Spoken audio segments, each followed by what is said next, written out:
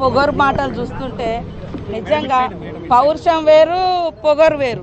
మా సీఎం గారేమో పౌరుషంతో బతుకుతాడు, ఈయనేమో పొగరుతో బూతులో మాట్లాడి గలీజ్గా మాట్లాడుతున్నాడు.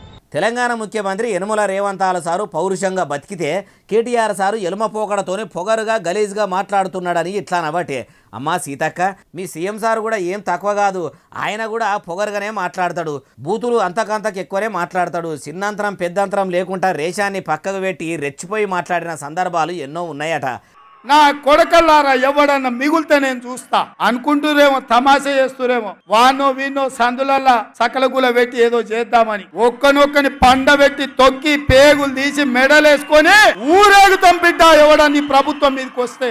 ఇవి కూడా తెలంగాణ రేషం పౌరుషం ఉన్నోళ్ళు అనవలసిన మాటలేనా? నా కొడకల్లారా అనేదాన్ని బూతు అనరా మేడము? మీరన్నట్టు మీ సీఎం సారు ఏం సుద్దపూస కాదు, ఆ కేటీఆర్ సారు ఏం సొక్కం మనిషి కాదు.